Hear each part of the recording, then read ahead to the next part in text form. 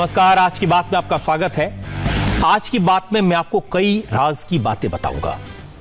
प्रणब मुखर्जी नरेंद्र मोदी के बारे में क्या सोचते थे? जब प्रणब मुखर्जी राष्ट्रपति थे तो मोदी प्रधानमंत्री बने। दोनों का रिश्ता क्या था? दोनों की विचारधाराएं अलग थी, दोनों की पार्टियां अलग थी, दोनों की बैकग्राउंड अलग थी। इसलिए प्रणब मुखर्जी ने मोदी के बारे में जो कहा वो चौंकाने वाला है, हैरान करने वाला है। राष्ट्रपति की पोजीशन ऐसी होती है कि उनके पास सरकार की, प्रधानमंत्री की एक एक बात की खबर रहती है। इसलिए president Mukherjee prime minister Modi के कई राज जानते थे। उनसे कुछ छुपा नहीं था। ऐसे बहुत सारे सीक्रेट आज मैं उजागर करने वाला हूं। आज मैं आपको बताऊंगा कि प्रणब मुखर्जी नरेंद्र मोदी की नीतियों के बारे में क्या सोचते थे। क्या मोदी ने विदेश नीति ठीक से चलाई? क्या प्रणब मुखर्जी को लगा कि देश की आर्थिक नीतियां देश के लिए ठीक रहीं? राष्ट्रपति बनने से पहले प्रणब मुखर्जी फाइनेंस मिनिस्टर रहे, फॉरेन मिनिस्टर रहे। वो इन मामलों की बारीकियों को समझते थे। 44 साल के राजनीतिक जीवन में प्रणब मुखर्जी ने राजनीति के हर रंग को देखा था। इसलिए उनके एक एक शब्द का मतलब है। आज मैं आपको बताऊंगा कि दादा मुखर्जी जाने से पहले अपनी किताब में क्या लिख गए। मुझे प्रणब मुखर्जी को काफी करीब से देखने का, जानने का सौभाग्य मिला। मैंने काफी समय उनके साथ बिताया और उन्होंने बहुत सारी बातें मेरे साथ शेयर की थी, नरेंद्र मोदी के बारे में, मोदी की सरकार के बारे में। प्रणब मुखर्जी की याददाश्त कमाल की थी। उनके ऑब्जर्वेशन बहुत गहरे होते थे। वो सुपर इंटेलिजेंट थे। इसलिए नरेंद्र मोदी के बारे में उनका कहा बहुत मीनिंगफुल है, अर्थपूर्ण है और आज के वक्त में खास तौर पर इसे समझने की बहुत जरूरत है।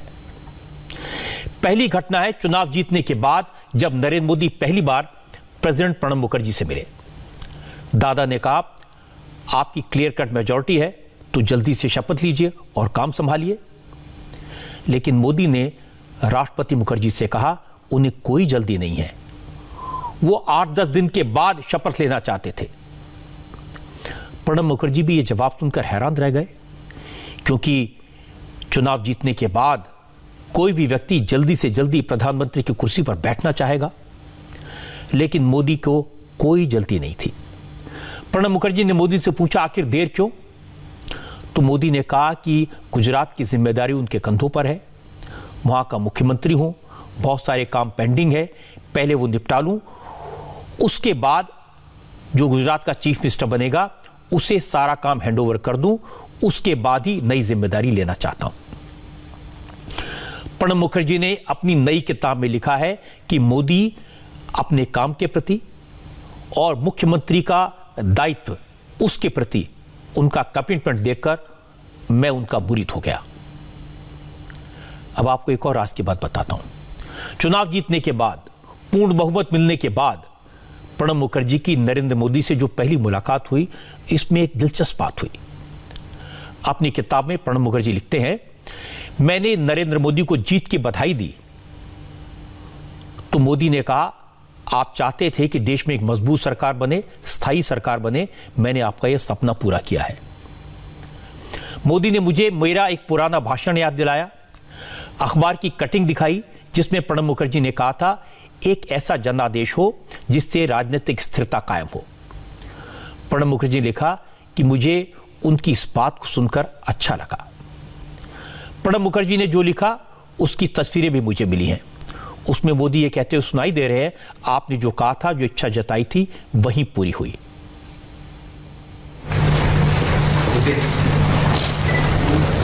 Welcome welcome welcome welcome.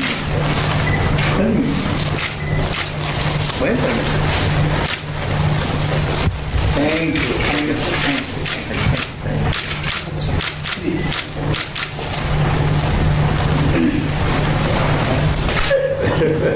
Can victory on 26 January, our address to nation. mentioned that in several meetings. ये तस्वीरें उस वक्त की हैं जब मोदी ने प्रधानमंत्री पद की शपथ नहीं ली थी। भारी बहुमत से चुनाव जीतकर राष्ट्रपति से मिलने पहुंचे थे।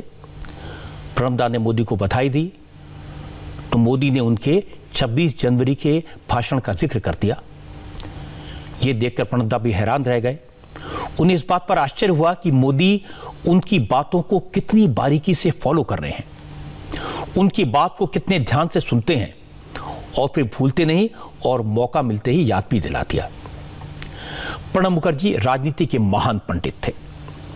वो चुनाव की हवा को पहचान लेते थे, लेकिन उन्हें इस बात का अंदाजा नहीं था कि मोदी इतने भारी बहुमत से चुनाव जीतेंगे। प्रणब दा ने अपनी किताब में लिखा कि उन्हें उम्मीद नहीं थी कि नरेंद्र मोदी को इतना जबरदस्त मैंडेट मिलेगा। चुनाव के दौरान पीयूष गोयल उनसे मिलने आए थे। उस समय पीयूष गोयल बीजेपी के कोषाध्यक्ष थे। पीयूष गोयल ने प्रणब मुखर्जी से बात करते हुए दावा किया कि बीजेपी कम से कम 265 सीटें जीतेगी और यह फिगर 280 सीटों तक जा सकती है। प्रणब मुखर्जी ने लिखा, जब पीयूष गोयल से यह पता चला कि इलेक्शन कैंपेन में नरेंद्र मोदी कितनी मेहनत कर रहे हैं, जब पीयूष ने नरेंद्र मोदी के चुनावी शेड्यूल की डिटेल्स उनको बताई तो वो काफी इंप्रेस हुए। प्रणब मुखर्जी नरेंद्र मोदी की मेहनत का कई बार जिक्र करते थे। एक बार उन्होंने मुझसे कहा कि इस प्रधानमंत्री ने मेहनत का 16 से 18 घंटे काम करने का बार इतना ऊंचा कर दिया है कि अब देश में जो भी प्रधानमंत्री बनेगा उसे मोदी के इस परिश्रम से कंपेयर किया जाएगा और किसी के लिए भी इतनी मेहनत करना बहुत मुश्किल का काम है। द प्रेसिडेंशियल ईयर्स नाम की इस किताब है। इसके पन्नों में प्रणब मुखर्जी ने लिखा, नरेंद्र मोदी सिर्फ एक प्रधानमंत्री ही नहीं, वो एक ऐसे इंसान हैं जो सिर्फ और सिर्फ देश हित के लिए काम करते हैं और जिनके अंदर सीखने का जबरदस्त जज्बा है। प्रणब मुखर्जी ने नरेंद्र मोदी का जिक्र करते हुए लिखा कि बातों बातों में जब शपथ ग्रहण समारोह को लेकर, वहां आने वाले गेस्ट्स को लेकर बात हुई तो मोदी ने प्रणब दा से कहा कि वो अपने शपथ ग्रहण समारोह में सार्क देशों के सभी नेताओं को बुलाना चाहते हैं। प्रणब मुखर्जी लिखते हैं, उन्होंने इस बारे में मेरी राय मांगी और मैंने इस विचार की तारीफ की और यह भी कहा कि वो इस बारे में इंटेलिजेंस ब्यूरो से चर्चा कर ले, क्योंकि अफगानिस्तान, पाकिस्तान और श्रीलंका के नेताओं की सुरक्षा को लेकर काफी रिस्क होता है। असल में प्रधानमंत्री बनने से पहले मोदी न कभी एमपी रहे, न केंद्र सरकार में मंत्री रहे, तो बहुत सारे लोगों को लगता था कि विदेश नीति के मामले में वो कमजोर साबित होंगे। लेकिन अपनी स्वेरिंग सेरेमनी में सार्क देशों के राष्ट्राध्यक्षों को बुलाकर उन्होंने पहली बॉल पर ही सिक्सर मार दिया और इसके बाद तो नरेंद्र मोदी ने विदेश नीति में बड़े बड़े देशों के राष्ट्रपतियों और प्रधानमंत्रियों से संबंध बनाने में इतनी तेजी से काम किया कि सब हैरत में पड़ गए। प्रणब दा खुद विदेश नीति के महारथी थे। उन्हें भी आश्चर्य हुआ कि मोदी ने विदेश नीति की बारीकियों को इतनी जल्दी कैसे समझ लिया। प्रणब मुखर्जी ने मोदी को अपनी किताब में क्विक लर्नर कहा है। नरेंद्र मोदी का दिमाग तो तेज है, वो बारीकियों को बहुत जल्दी से समझ लेते हैं। ये तो प्रणब मुखर्जी भी समझ गए थे। लेकिन मैंने देखा कि इससे भी बड़ी बात यह है कि मोदी परंपरागत तरीके से राजनीति नहीं करते। जो है, जैसा होता रहा है, उसे वो बदलना चाहते हैं। और ये बात एक बार मैंने प्रणब मुखर्जी को बताई तो मेरी बात से एग्री किए।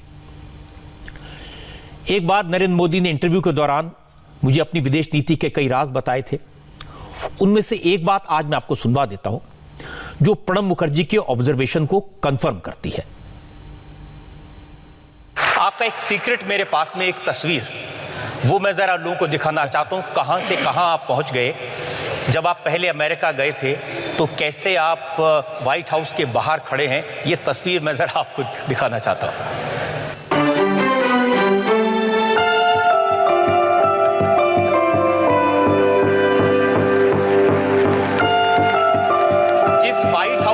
आप खड़े हैं, कभी आपने सोचा था कि उस व्हाइट हाउस में आपके लिए डिनर किया जाएगा, उस व्हाइट हाउस में आपको परिवार का मेंबर मान लिया जाएगा? ऐसा तो कभी सोचा नहीं था, लेकिन मेरा पता नहीं बचपन से आत्मविश्वास इतना है। और एक कारण है, वैसे ये सबके सामने बोलना अच्छा है नहीं है मैं नहीं जानता हूं, लेकिन बोल देता हूं। बचपन से अखबार देखते थे, टीवी का जमाना आया तो टीवी में देखते थे। दुनिया के लीडर आते थे, छोटे से देश का भी लीडर हो, बड़े से देश का लीडर हो। एक तो हाइट बॉडी में वो बड़े होते हैं, हम लोग ज़्यादा शरीर में भी थोड़े कम होते हैं। और मैं देखता है कि हमारे नेताओं को ऐसे करके वो ले जाते हैं।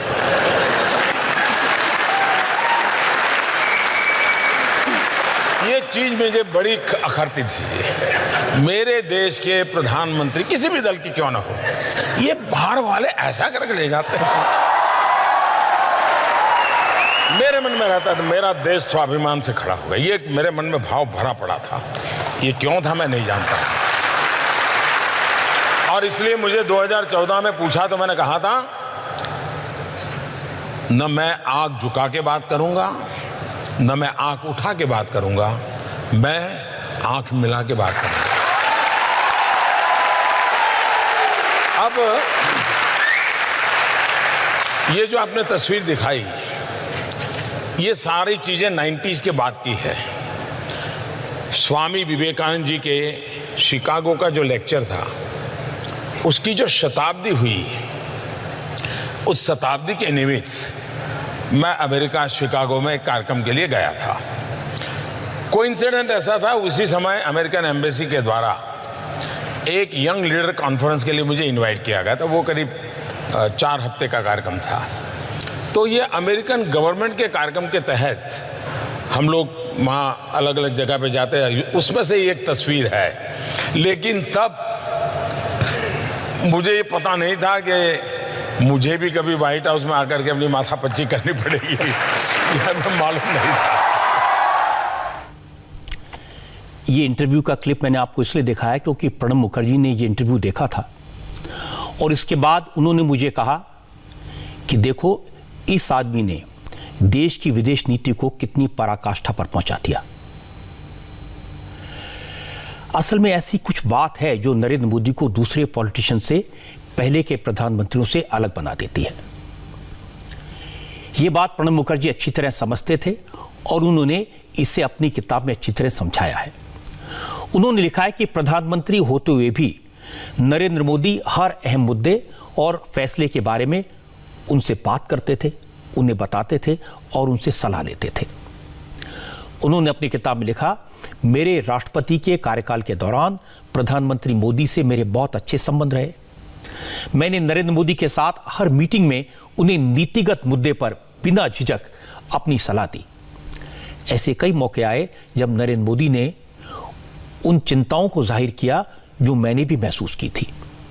यही बात नरेंद्र मोदी को मनमोहन सिंह से अलग बनाती है। प्रणब मुखर्जी अपनी किताब में लिखते हैं कि राष्ट्रपति हर फैसला कैबिनेट की सलाह पर करते हैं और यह बात एक प्रधानमंत्री के तौर पर डॉक्टर मनमोहन सिंह को भी मालूम थी। इसीलिए मेरे मंत्री पद छोड़ने के बाद उन्होंने प्रशासन के किसी विशेष मामले पर कभी भी मुझसे सलाह या मार्गदर्शन नहीं मांगा। सरकार कई इनिशिएटिव लेती थी और मेरा ये सदनसीब रहा कि मुझे हर पल उनसे मिलने का अवसर मिलता था, खुलकर के बात करने का मौका मिलता था और बड़े ध्यान से हर चीज वो सुनते भी थे। कहीं सुधार की जरूरत होती तो सुझाव देते थे, ज्यादातर प्रोत्साहन देते थे। यानी एक गार्डियन के रूप में, एक फादरली फिगर के रूप में राष्ट्रपति की भूमिका क्या होती है, उसको कायदा कानून से, दायरे से कहीं ऊपर अपनत्व से, प्यार से और इस पूरे राष्ट्र जीवन के परिवार के मुखिया के रूप में जिस प्रकार का उनका मार्गदर्शन रहता था, मुझ जैसे नए व्यक्ति को, जिसके पास इस तरह का कोई अनुभव नहीं था, मैं एक राज्य में काम करके आया था, ये उन्हीं का कारण था कि मुझे चीजें समझने में, निर्णय करने में उनकी बहुत मदद रही। ये बड़ी बात इसलिए है क्योंकि प्रणब मुखर्जी का पूरा जीवन कांग्रेस में कटा। वो बीजेपी के विरोधी थे, इसलिए जब वो बीजेपी के लीडर की तारीफ करते हैं, उसके लिए फादरली फिगर बन जाते हैं, तो उसका बहुत ज्यादा महत्व है। मोदी और मनमोहन सिंह को कंपेयर करते हुए प्रणब मुखर्जी ने एक बड़ी बात कही है, दोनों का फर्क समझाया है।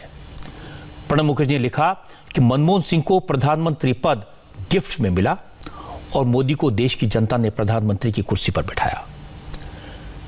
मुझे लगता है आज कांग्रेस के लोगों को यह फर्क समझना चाहिए, खासतौर पर राहुल गांधी को इस बात का एहसास होना चाहिए कि देश की जनता ने दो बार भारी बहुमत से नरेंद्र मोदी को जिताया और राहुल गांधी की कांग्रेस को हराया।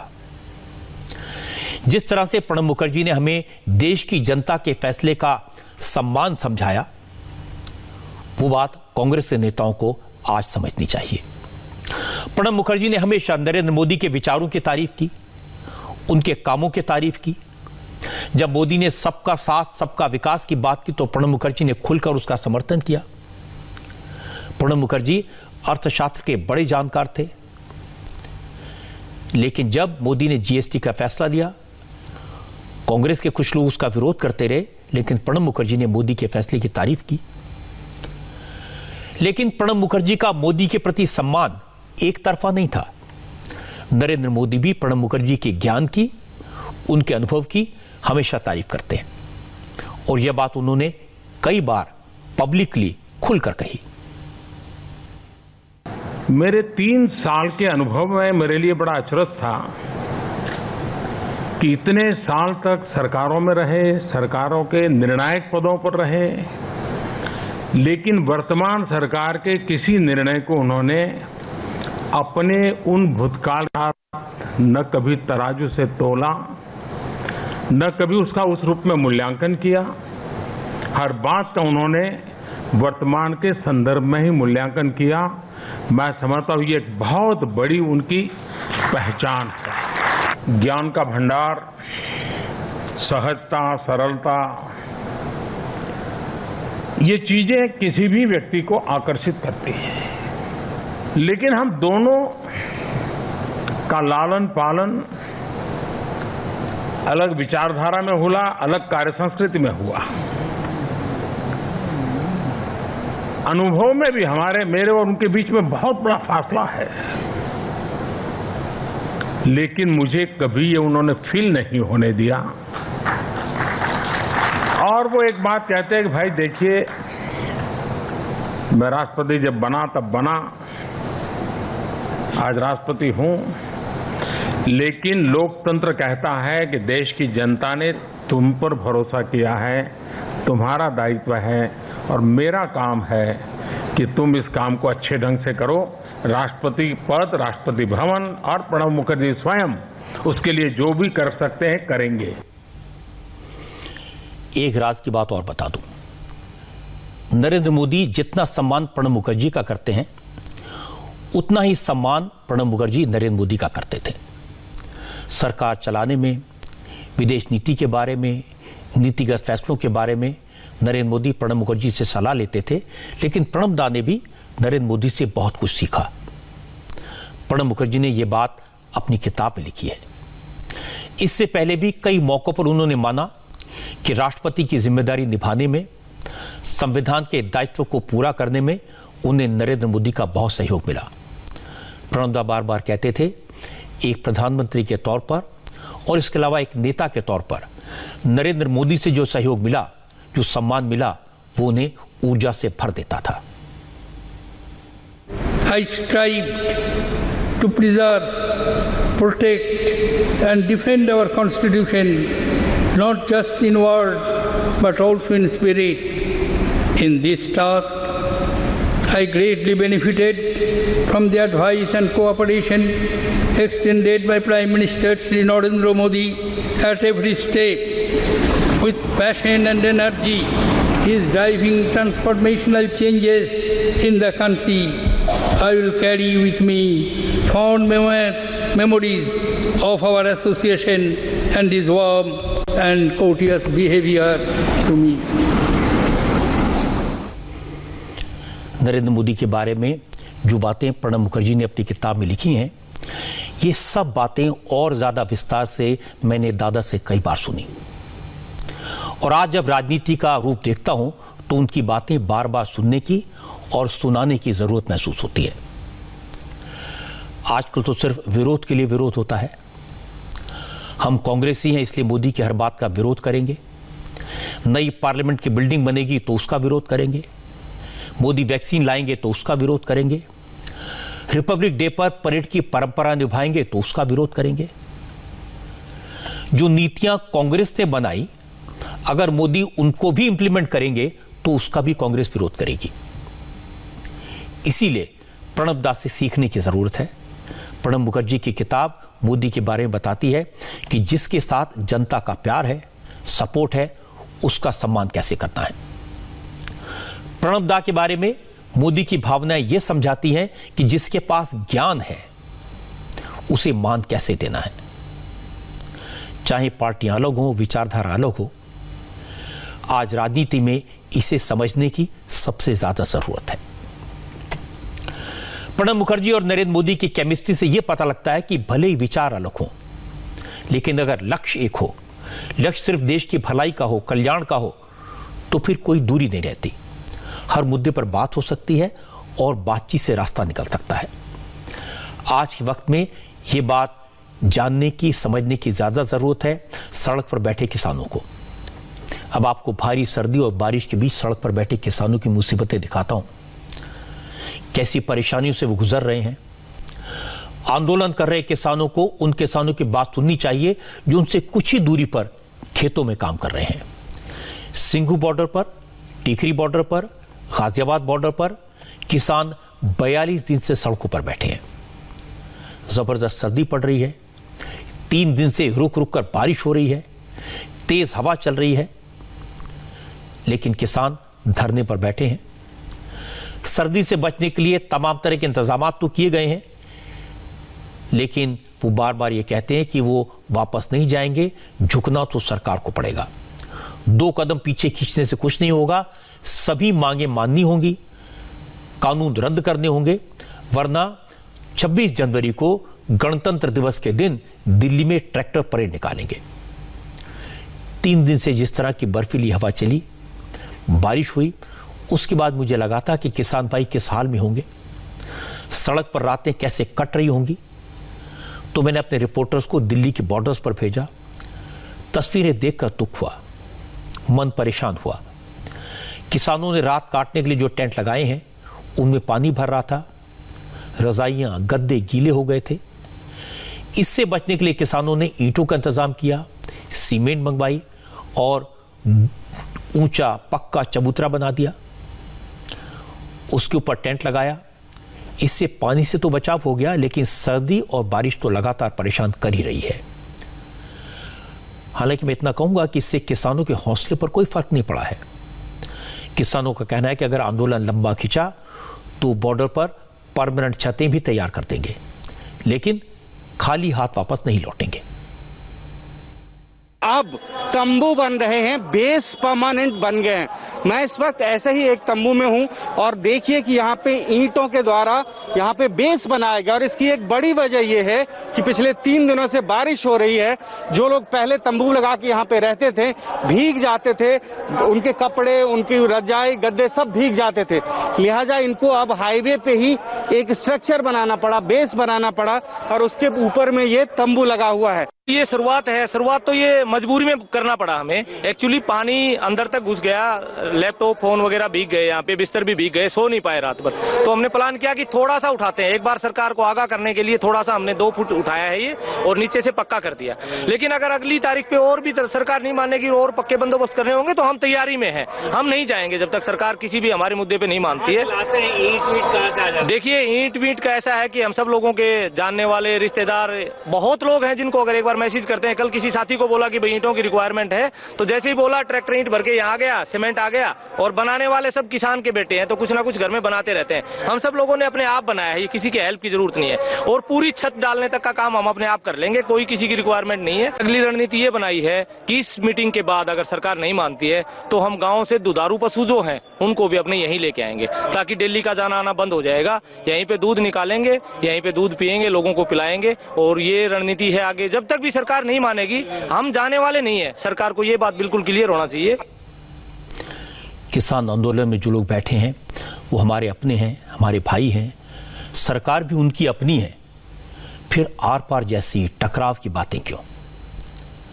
किसानों को आंदोलन के दौरान जो परेशानियां हो रही हैं उसकी फिक्र सबको है, समाज के हर वर्ग को है, इसीलिए सभी लोग किसानों के साथ हैं, सहानुभूति उनके साथ है। जिससे जो हो रहा है वो पहुंचा भी रहा है, कोई रजाई गद्दे का इंतजाम कर रहा है, तो कोई दूध पहुंचा रहा है, कोई कपड़े दे रहा है, और जो कुछ नहीं दे सकता वो प्रार्थना कर रहा है।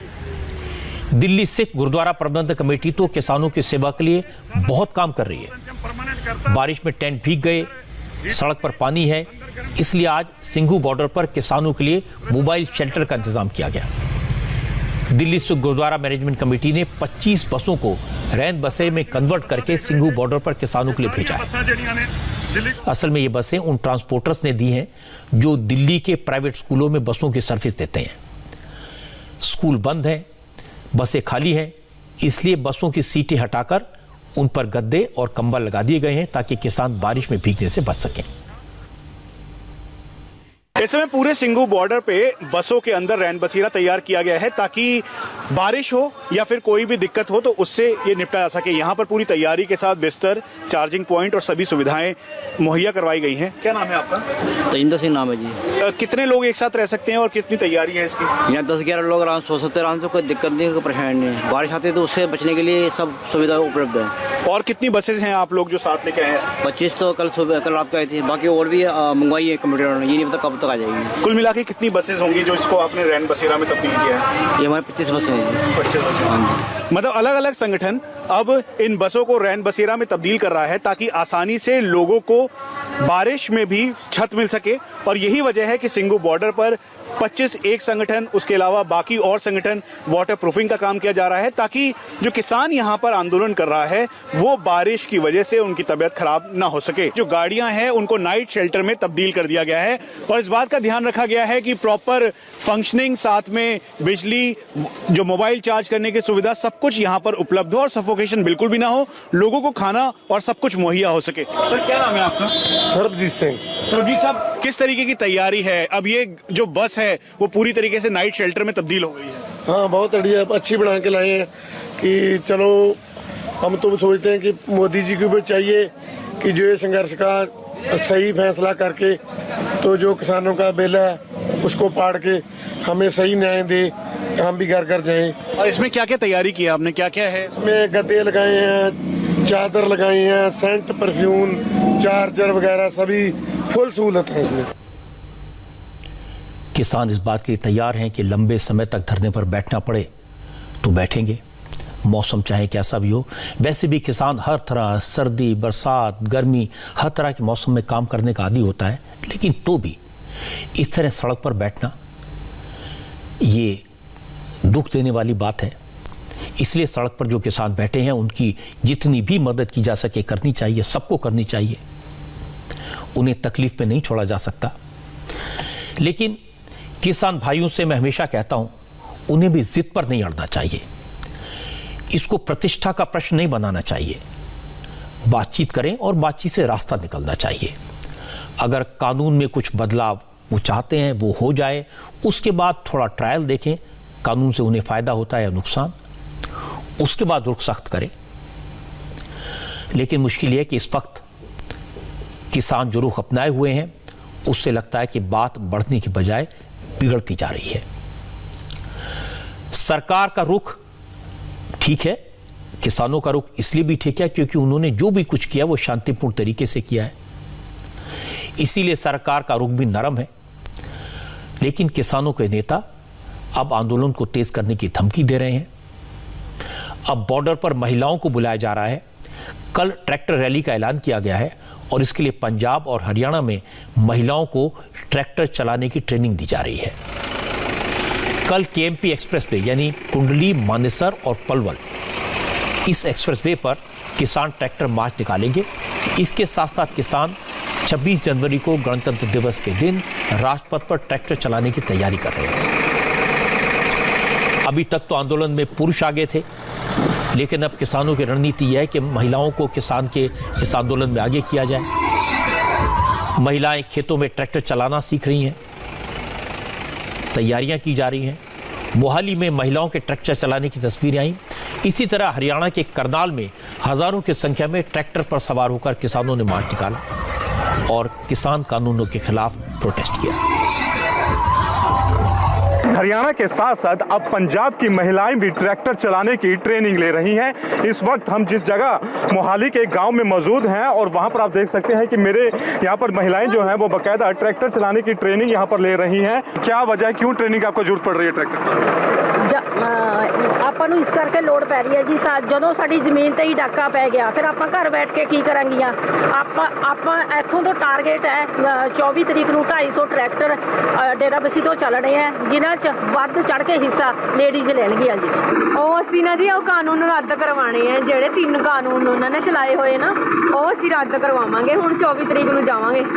24 तारीख को जाने की तैयारी जो है वो इनके द्वारा की जा रही है। यहाँ पर परेड में जो ट्रैक्टर परेड है उसमें हिस्सा लेने की बात कर रहे हैं आप।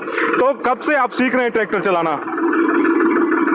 ਅਸੀਂ ਜੀ ਸਿੱਖ ਰਹੇ ਕਈ ਕਾਫੀ ਦਿਨਾਂ ਤੋਂ ਸਿੱਖ ਰਹੇ ਅਸੀਂ, ਸਾਨੂੰ ਆ ਗਿਆ बस। ट्रैक्टर चलाना सीख रहे हैं, क्या वजह है? अगर मोदी ने कानून रद्द नहीं किए तो अगर हमें वहाँ पे 26 जनवरी को जाना पड़ गया तो हम जाएंगे, इसीलिए हमने ट्रैक्टर की ट्रेनिंग कब से ट्रैक्टर की ट्रेनिंग ले रहे हैं? कल से शुरू किया हमने। कल से शुरू किया? हाँ जी, मैं रिसेंटली +2 कंप्लीट की है। हाँ जी। तो अब ये ट्रैक्टर चलाने की ट्रेनिंग ले रही है, क्या वजह है इसके पीछे? किसाना करके सीख रही हाँ। मैं 26 तरीक ਨੂੰ मैं पक्का जावांगी। 1 तरीक तो ही मैं शुरुआत करती सीगी इस गल दी। 1 तरीक ਨੂੰ मैं अपनी मदर नाल गई सीगी दिल्ली, ते हुण भी मैं पक्का जावांगी। इन महिलाओं की बातें सुनकर लगता है कि उन्हें समझाया गया है कि इन कृषि बिलों से आपकी ज़मीनों को छीन लिया जाएगा। उन्होंने कहा कि हमारी ज़मीन पर अगर डाका पड़ जाएगा, ज़मीन नहीं रहेगी तो हम क्या करेंगे। हालांकि किसानों के बिल में ऐसी कोई बात नहीं है। बॉर्डर पर जो किसान बैठे हैं वो भी तैयारियां कर रहे हैं। उनकी रणनीति साफ है, बात करते रहेंगे और आंदोलन को भी जारी रखेंगे। राकेश टिकैत ने आज कहा कि 26 तारीख तक सरकार ने मांगे मान ली, कानून वापस ले लिए तो विजय जुलूस निकलेगा, और अगर सरकार न मानी तो किसान ये दिखाएंगे कि वो सच्चे देशभक्त हैं। सिंगू बॉर्डर है, वहाँ से टिगरी बॉर्डर तक जाएंगे, वहाँ के लोग उधर शिफ्ट होंगे और उधर के लोग वहाँ पे शिफ्ट होंगे, ऐसे चेंज करेंगे। और जो बाहर के जो ट्रैक्टर आ रहे हैं वे दोनों एक जगह मिक्स होकर, और जो पेरिफेरल एक्सप्रेसवे है उस पे ये लोग जाएंगे सब। और ये करीब 60 किलोमीटर के आसपास 2 पार्ट्स में ये यहाँ पे होगी ये, इस बॉर्डर से और पलवल तक। तो जो वहाँ के ट्रैक्टर होंगे आगे के, खास करके नोएडा वाला जो बेल्ट होगी अलीगढ़, वो आगे से पलवल तक जाएंगे और ये हमारे वाले नोएडा तक जाएंगे। ये 26 तारीख की एक किस्म से रिहर्सल है। परसों बातचीत है, अगर उस बातचीत में कुछ तय हो जाता है तब भी ये 26 जनवरी का जो कार्यक्रम है ये तय है। फिर देखेंगे, सोचेंगे, फिर अपने डिस्ट्रिक्ट में कर लेंगे इसको। ये करेंगे तो जरूर, बेच जीत के गए तो विजय जुलूस के रूप में होगा ये। हाँ, 26 तारीख का प्रोग्राम तो करना ही चाहिए ना, वो तो देश का पर्व है, उसको तो मनाना चाहिए।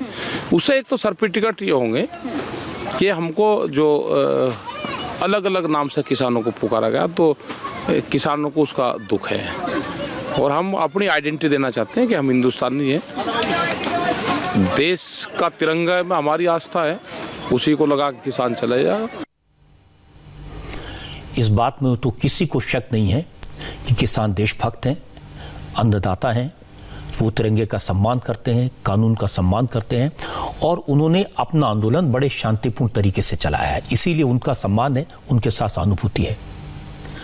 8 जनवरी को किसानों और सरकार के बीच 8वें राउंड की बात होगी, लेकिन किसान गणतंत्र दिवस के आंदोलन की तैयारी कर रहे हैं। इसके बाद ये बताने की जरूरत नहीं है कि 8 तारीख को नतीजा क्या निकलेगा, लेकिन फिर भी जहां तक सरकार का सवाल है, कृषि मंत्री नरेंद्र सिंह तोमर को उम्मीद है, आज उन्होंने फिर कहा कि सरकार का रुख पॉजिटिव है। किसान नेताओं को भी पॉजिटिव अप्रोच के साथ बात करनी चाहिए। जो विरोध में है उनसे भी चर्चा सरकार निरंतर कर रही है, लेकिन समर्थन में भी काफ़ी बड़ी संख्या देश भर से आ रही है। हम उन्हें मिल भी रहे हैं, वो पत्र भी लिख रहे हैं, फ़ोन पर भी बात कर रहे हैं। उन सब का स्वागत भी है, आभार भी है, और मैं पूरी तरह आश्वस्त भी हूँ कि किसान यूनियन जो आंदोलनरत हैं वो कृषि सुधार बिलों की भावना को समझेंगी और किसानों के हितों पर ध्यान देंगी और सकारात्मक रूप से चर्चा करके कोई ना कोई समाधान जरूर निकालेंगे। अब 8 तारीख को नरेंद्र सिंह तोमर की उम्मीद पूरी होगी, इसकी मुझे तो उम्मीद कम लगती है, क्योंकि मैंने कांग्रेस के नेताओं का रुख देखा है, कम्युनिस्टों की प्लानिंग देखी है। वो बिल्कुल नहीं चाहते कि आंदोलन खत्म हो और किसान वापस घर लौटे। आज पंजाब के मुख्यमंत्री अमरिंदर सिंह ने कहा कि सरकार किसानों के साथ अच्छा सलूक नहीं कर रही है। प्रधानमंत्री नरेंद्र मोदी को दखल देना चाहिए और तीनों कृषि कानून वापस लेने चाहिए, क्योंकि जब तक कानून वापस नहीं होंगे तब तक किसान सड़क पर बैठे रहेंगे। मेरा क्या टाइम आ गया कि प्राइम मिनिस्टर सीरियसली इसको देखें और इस बात को ख़त्म करें। दे हैव, अगर वो चाहते हैं कि रिपील हो तो रिपील करो, रिपील करके फिर कोई नया कोई कानून बनाना है, फार्मों की जथेबंदियों के साथ बैठ के आप कुछ जो कुछ करना है करो, लेकिन एक बार रिपील, सब ने कहा, आवाज़ पूरे हिंदुस्तान की उठी हुई है अगेंस्ट रिपील, तो रिपील करो। किसानों को तो मैं करूँगा कि मेरी टोटल प्यार और हमदर्दी उनके साथ है, और दिल्ली में तो हम कुछ नहीं कर सकते हैं, we are a government of Punjab, state government है। यहाँ उनकी कोई तकलीफ़ हो, उनके अपने गाँव में, उनके घरों में, उनके फैमिलीज़ के लिए मैंने टेलीफोन नंबर्स दे दिए, कोड जो जिस ही टेलीफोन को करेंगे, हमारी पुलिस, हमारी मेडिकल टीम्स, हमारी सब कुछ उनके सपोर्ट करेंगे। We are there fully. मेरी हमदर्दी एंड सपोर्ट एंड मेरे दिल की बात जो बिल्कुल 101% उनके साथ है। कैप्टन किसानों की दिक्कतों को देख रहे हैं, उन्हें यह भी मालूम है कि सर्दी में किसानों पर क्या बीत रहा है। उन्हें यह भी मालूम है कि पंजाब में कॉन्ट्रैक्ट फार्मिंग कई साल से चल रही है। कैप्टन अमरिंदर सिंह ये भी जानते हैं कि कांग्रेस ने पंजाब असेंबली इलेक्शन मैनिफेस्टो में इसी तरह के कानून बनाने का वादा किया था। इसके बाद अब कैप्टन किसानों को सड़क पर बैठे रहने के लिए उकसा रहे हैं, और यही काम कम्युनिस्ट नेता कर रहे हैं, और इनके चक्कर में सड़क पर बैठे किसान लगातार मुसीबत झेल रहे हैं। मुझे लगता है कि आंदोलन करने वाले किसानों को न तो नेताओं की बात सुननी चाहिए, न संगठनों की कॉल पर ध्यान देना चाहिए। किसानों को अपने उन भाइयों की बात सुननी चाहिए जो उनसे कुछ ही दूरी पर अपने खेतों में काम कर रहे हैं। किसान नेता बार बार कृषि कानूनों को काला कानून बताते हैं, कानूनों को रद्द करने की मांग करते हैं, लेकिन सिंघू बॉर्डर के बिल्कुल करीब 500 मीटर की दूरी पर सिंघू गांव है। यहाँ भी बहुत सारे किसान रहते हैं, धान की, गेहूं की खेती करते हैं, सब्जियां उगाते हैं, और कई किसान ऐसे हैं जो कॉन्ट्रैक्ट फार्मिंग भी करते हैं। आज हमारे संवाददाता देवेंद्र पाराशर सिंघू बॉर्डर पर मौजूद थे। पहले उन्होंने आंदोलन करने वाले किसानों से बात की और फिर वो सिंघू गांव पाए और सिंघू गांव में जो किसान रहते हैं उनसे बात की, इन कानूनों पर बात की, किसानों के आंदोलन के बारे में बात की। देवेंद्र पाराशर ने किसानों से पूछा, आपके बिल्कुल नजदीक किसान आंदोलन हो रहा है, हजारों किसान धरने पर बैठे हैं, तो फिर आप इस आंदोलन का हिस्सा क्यों नहीं बने?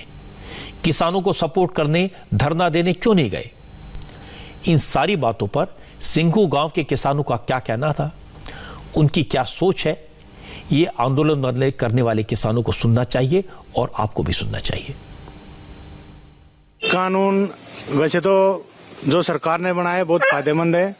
देखो हम तो छोटे काश्तकार है, 9 बीघे मेरे पास जमीन है, ठीक है, और हमारे लिए तो फायदे की है कि आगे बढ़ने के लिए जो इन्होंने बनाया है कि भाई कॉन्ट्रैक्ट खेती करो और उससे सब्जी वगैरह बढ़िया बिकेंगी आपकी, ये होगा, वो बहुत बढ़िया लग रहा है हमको। तो हमारे को तो कोई दिक्कत है नहीं इसमें। वैसे भी मैं धान लगाता हूँ 27-28 किले दामों पे लेके 30,000 रुपये पर एकड़ दामों पे लेता हूँ, और 28 किले मैंने धान लगा रखे थे, अब 28 किले गेहूं भी वो रखे हैं। देखो हमारे पिछली बार गेहूं जो थे एमएसपी रेट पे दिल्ली गवर्नमेंट तो लेती नहीं, केजरीवाल वैसे झूठ बोलता रहता है, पिछली बार भी उन्होंने कहा था 2616 लेंगे, लेकिन उन्होंने कोई गवर्नमेंट खड़ी नहीं हुई, ना बिका हमारा गेहूँ। हम हरियाणा में जाके बेचते हैं गेहूँ। सबसे बड़ा फायदा तो यही कि हम कहीं भी अपना माल बेच सकते हैं। मैं तो किसान भाइयों से हाथ जोड़ के प्रार्थना करता हूँ कि जो किसान है, असली किसान है, यहाँ कोई नहीं बैठे, अपने घर जाओ। सर्दी बहुत ज्यादा हो रखी है और जो नेता लोग हैं उनको छोड़ दो, वो अपने आप मरेंगे। नेता किसी के नहीं होते, आज उसके पीछे कल उसके पीछे अपनी जेबें भरने के चक्कर में रहते हैं। बस इन सब को छोड़ के आप किसान भाइयों से यही प्रार्थना है कि अपने घर जाओ। गवर्नमेंट से इनका टकराव चल रहा है, गवर्नमेंट इनकी बात मान रही, बातचीत करना चाह रही है और बातचीत करके कुछ इनको देना चाह रही है, जैसे एमएसपी वगैरह है और बिजली का दे दिया, वो पराली का दे दिया। अरे कुछ तो लो, पहले लो, जितना मिल जाए उसको ले लो, आगे फिर कर सकते हैं। हमको दिक्कत थोड़ा, हमारा थोड़े रुकेंगे, फिर कर सकते हैं हम। प्रोटेस्ट तो कभी भी कर लो, कोई दिक्कत नहीं है उसमें, आंदोलन कभी उठा लो, कोई मनाही तो है नहीं। लेकिन जो गवर्नमेंट दे रही पहले उसको ले लो, उसको देखो, साल 2 साल देख के फिर शुरू कर दो। क्या दिक्कत है? लेना सीखो ना, पहले लेना सीखना चाहिए ना। गवर्नमेंट दे रही है, आपको बुला के दे रही है, आपका मान रख रही है, आपको वहां बुला रही है और आपको दे रही है कुछ, फिर भी नहीं ले रहे आप लोग। नहीं, कानून वापसी से क्या इस तरह से कोई गवर्नमेंट चलती है? कोई भी गवर्नमेंट किसी भी पार्टी की हो, इस तरह से कानून बढ़ा के वापस कोई नहीं लेगी। संशोधन का तो उसमें है हल, संशोधन कर सकते हैं, कितने करा लो, कोई दिक्कत नहीं, लेकिन वापसी से गवर्नमेंट नहीं चलती। कल को कोई भी खड़ा हो जाएगा, 370 वाले आ जाएंगे, 3 तलाक वाले आ जाएंगे और कल कोई और कानून बनेगा मेरे खिलाफ होगा, मैं 4 आदमी मिलेगा, मैं खड़ा हो जाऊंगा। ऐसे गवर्नमेंट थोड़ा ही चलती। गवर्नमेंट तो अपने हिसाब से चलेगी। कानून बनने के बाद गवर्नमेंट कभी वापस नहीं लेती। किसानों को सलाह दूंगा मैं कि जो कुछ गवर्नमेंट दे रही है उसको ले लो पहले, उसके बाद फिर खड़े हो जाओ, क्या दिक्कत है? ये बात तो समझदारी की है। सिंगू बॉर्डर से सिर्फ 1.5 किलोमीटर दूर हमीदपुर गांव है। देवेंद्र पाराशर इस गांव में गए। इस गांव के लोग भी किसान आंदोलन को सपोर्ट नहीं कर रहे। ज्यादातर किसान खेतों में काम कर रहे हैं। इस गांव के लोगों ने कहा अब आंदोलन को काफी वक्त हो गया, सरकार ने किसानों की कई मांगे मान ली हैं, अब किसानों को आंदोलन खत्म करना चाहिए। जो मांगे बची हैं उन पर बैठकर बात करें, अगर फिर भी मांग पूरी ना हो तो फिर आंदोलन कर सकते हैं। सर इन्हीं खेतों में कॉन्ट्रैक्ट फार्मिंग की जा रही है? बिल्कुल की जा रही है भाई साहब, आप देख सकते हो, आपके सामने ही है। ये कणक उगाई अभी शुरुआत है, उसके पीछे सब्जी पालक है, मूली है, सरसों है, सब फसल यहाँ होती है। और अपना जितना आगे आप जमुना की तरफ जाएंगे तो आपको तरह तरह की जो है ना सब्जियां भी मिलेगी, ऑर्गेनिक सब्जियां, और अपना स्ट्रॉबेरी भी जो यहाँ पर बहुत ही ज्यादा मात्रा में, मशरूम की जो है पैदावार यहाँ पर बहुत ज्यादा होती है। ऐसी कोई भी दिक्कत नहीं है किसी भी किसान भाई को। लेकिन अब ये जो किसान बैठे हैं यहाँ पर, हमें समझ नहीं आ रहा कि ये समझना क्यों नहीं चाहते इस बिल को। ये अभी कॉन्ट्रैक्ट फार्मिंग जो आप लोग कर रहे हैं कब से हो रही है?